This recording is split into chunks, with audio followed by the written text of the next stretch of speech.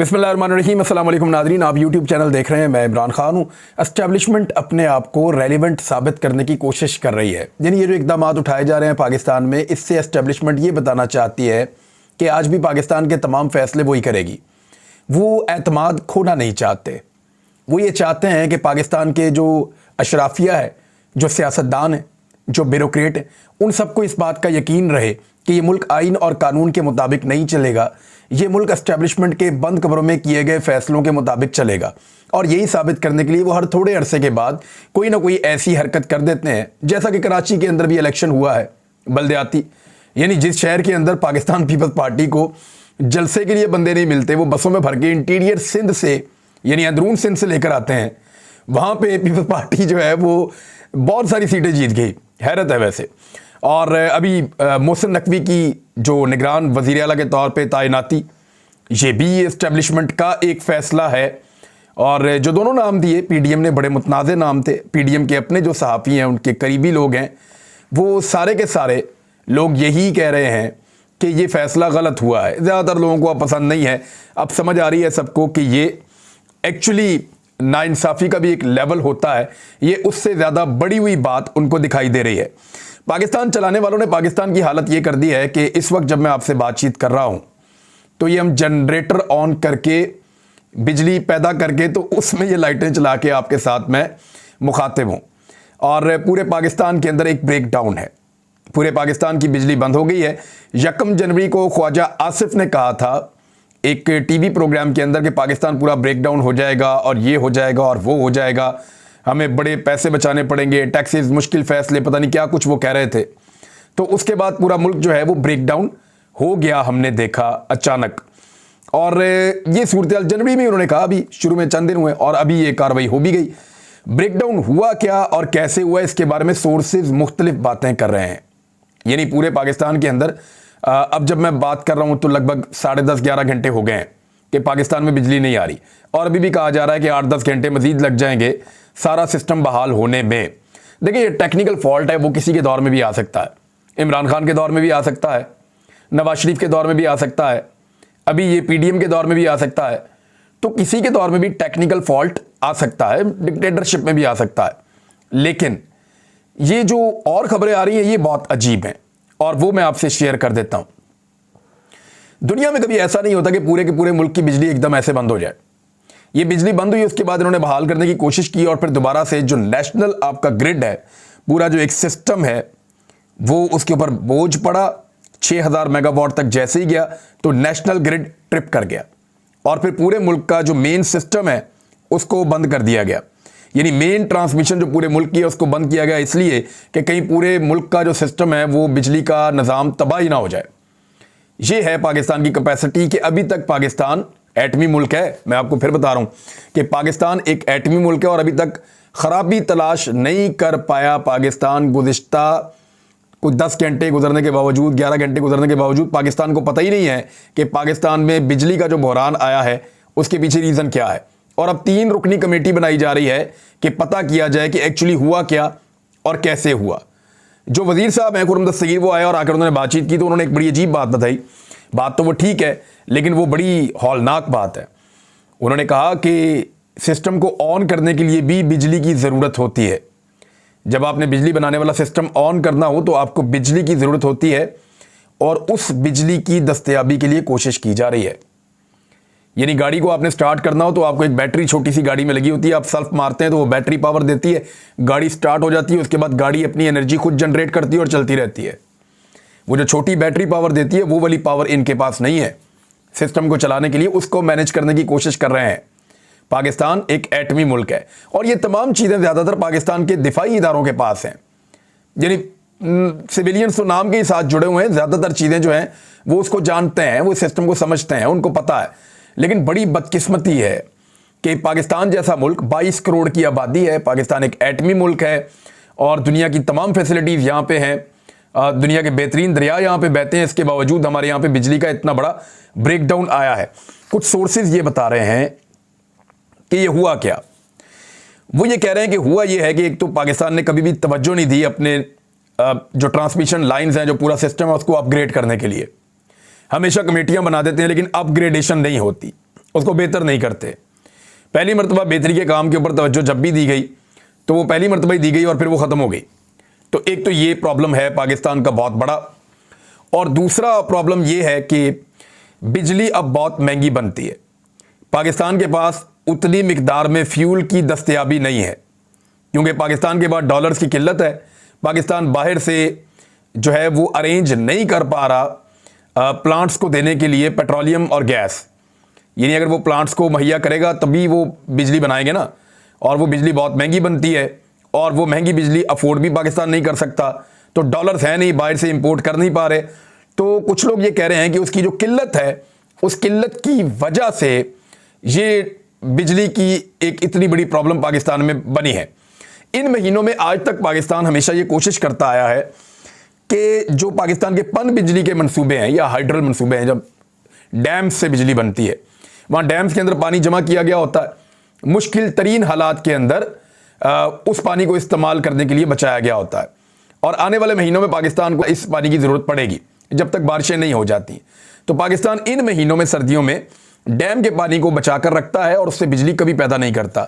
लेकिन अब मंगला से बिजली पैदा करने का फैसला किया गया है, मंगला से पैदावार शुरू की जा रही है। ये बता रहा है कि सिस्टम किस हद तक नाकस हो चुका है, नाकारा हो चुका है, और रवायती पॉलिटिकल पार्टीज़ की तरह पाकिस्तान का सिस्टम भी पूरा का पूरा बैठा हुआ है। इसी माहौल में एक खबर और आती है, और ख़बर यह है कि स्टेट बैंक ने शरह सूद में 1% का मज़ीद इजाफा कर दिया। यानी ताजरों की मुश्किलात में इजाफा, कारोबारी हजरात की मुश्किलात में इजाफा, सनतकारों की मुश्किलात में इजाफा, और अभी टैक्सेस मज़ीद लगेंगे। ये उसी का हिस्सा है। यानी जो IMF कह रहा है उसी अंदाज से ये चल रहे हैं। अभी बिजली को लगभग कोई 50% के करीब मज़ीद महंगा किया जाएगा। पहले ही कई गुना महंगी की जा चुकी है बिजली, अभी मज़ीद महंगी बिजली की जाएगी। और उसके बाद फिर गैस की कीमत को भी दुगना करने का एक प्लान है कि उसको भी दुगना किया जाएगा। पेट्रोलियम मसनूआत के ऊपर भी मज़ीद लेवी लगाई जाएगी। तो ये सारी चीज़ें पाकिस्तान की कौम को आने वाले दिनों में बर्दाश्त करनी पड़ेंगी, और इसी माहौल में पाकिस्तान एक इंतखाबात की तरफ जाएगा।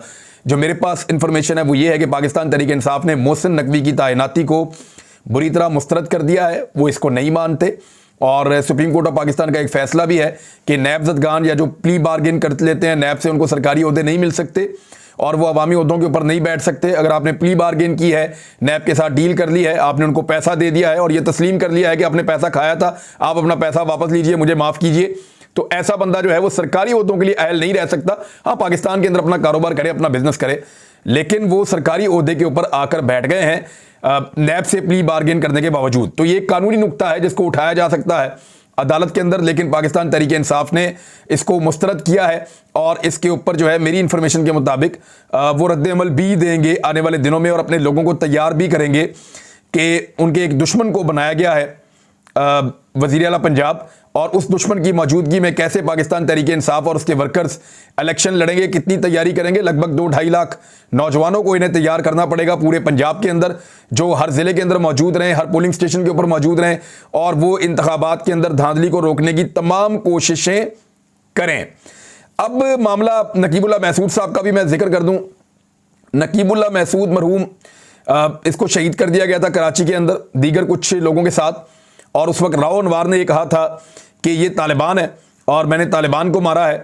राव अनवार जो है वो उसके ऊपर इसका मुकदमा भी बना था और ये मामला आगे भी चला था, लेकिन अदालत में 5 साल केस चलने के बाद आज राव अनवार भी बाइज्जत बरी हो गए। राव अनवार को भी बाइज्जत बरी कर दिया गया, और जो बाकी लोग भी इसके अंदर शरीके जुर्म पुलिस वाले करार पाए थे वो सारे के सारे बाइज्जत बरी कर दिए गए।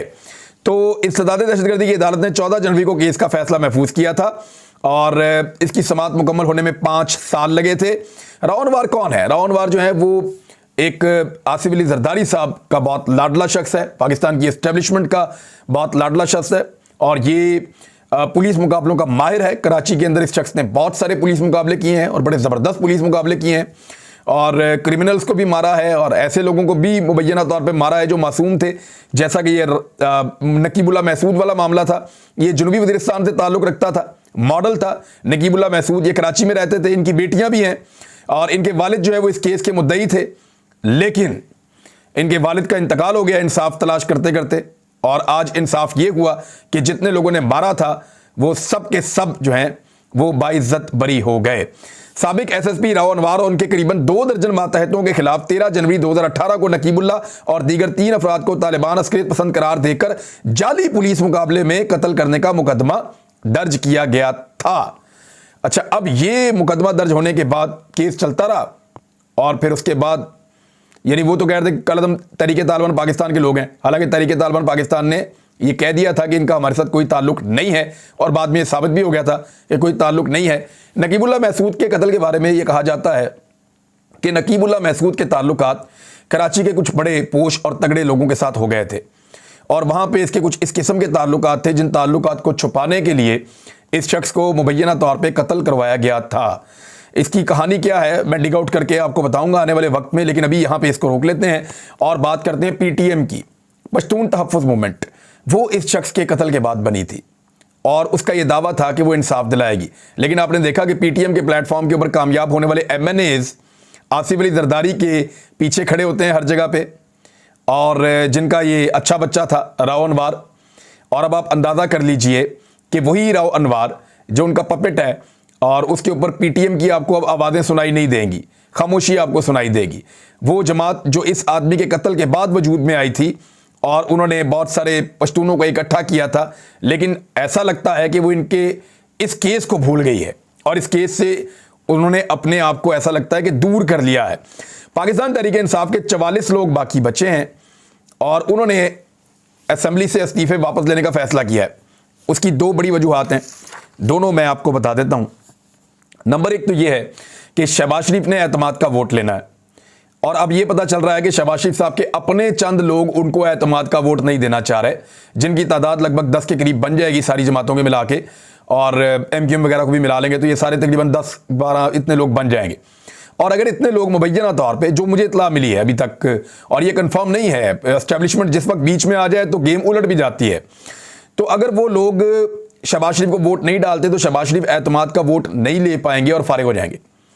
अब ऐसी सूरत हाल के अंदर ऐवान के अंदर तो बहुत सारी अरकान ही नहीं है, यानी 80 बंदे तो वैसे ही फारिग हैं, ऐवान खाली है, तो ऐसे ऐवान के अंदर क्या दोबारा कायदे ऐवान को चुनने के लिए इंतखाब होगा या फिर पाकिस्तान नए इलेक्शन की तरफ जाएगा? ये एक बहुत बड़ा आईनी सवाल पैदा हो जाएगा। तो शहबाज शरीफ साहब को बचाने के लिए राजा रियाज का अपोजिशन लीडर रहना बहुत ज़रूरी है। देखिए, इमरान खान साहब ने जब इस्तीफा दिया और वो बाहर चले गए कौमी असम्बली से, तो टेक्निकली हुआ क्या था, ये 20 के करीब लोग असम्बली में रुक गए। इन्होंने एक पार्लिमानी अपनी पार्टी बना ली और एक पार्लिमानी लीडर तब्दील कर दिया, अपना पार्लिमानी लीडर बना लिया, और वो जो पार्लिमानी लीडर बनाया, जो गैर आईनी है, वो नहीं हो सकता था लेकिन बना लिया उन्होंने अपना पार्लिमानी लीडर बना के, और उससे एक पार्लिमानी पार्टी बना दी, और वो जो 20 लोग हैं उन्होंने एक अपोजिशन लीडर भी बना दिया और पब्लिक अकाउंट कमेटी का चेयरमैन भी अपना एक बना लिया। इस तरीके से वो शहबाज शरीफ के साथ मामला तय करते चले गए। ये है मामला। अब 2 चीज़ों में ये शहबाज शरीफ के काम आ सकते हैं।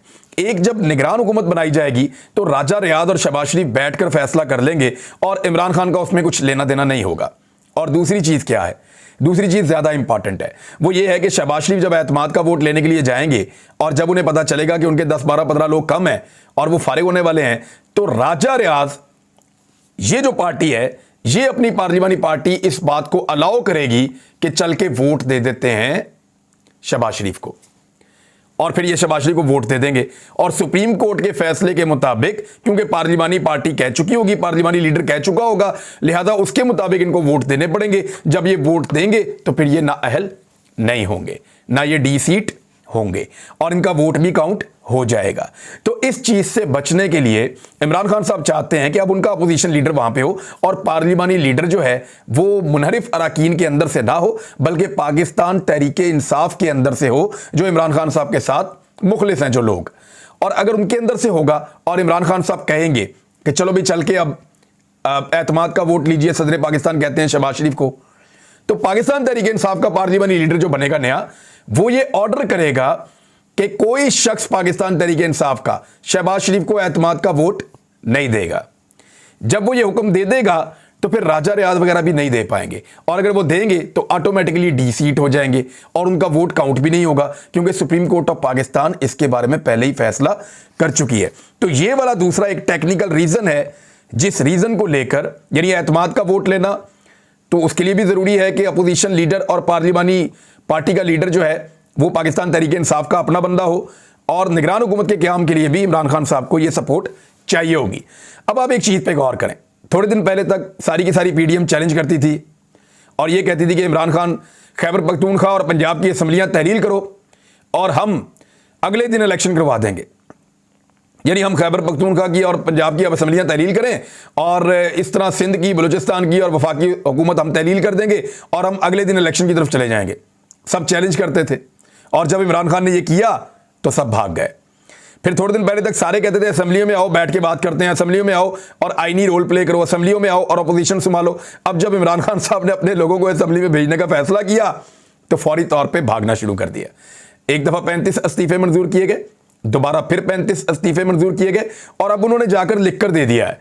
पहले तो वो स्पीकर के पास गए तो स्पीकर साहब मौजूद ही नहीं थे और उन्होंने वहां से छुट्टियां देके वहां से निकल लिए, तो ये वहां पे धरना देकर बैठ गए। उसके बाद ये गए इलेक्शन कमीशन के दफ्तर में, वहां जाके इलेक्शन कमीशन को तहरीरी तौर पर देकर आए कि जनाब हमने अपने इस्तीफे वापस ले लिए, हमने ईमेल भी कर दिए स्पीकर को, अगर वो हमारे इस्तीफे मंजूर भी करे तो आपने हमें डी नोटिफाई नहीं करना, हम अरकान असेंबली रहना चाहते हैं और हम चाहते हैं जाके वहां पे।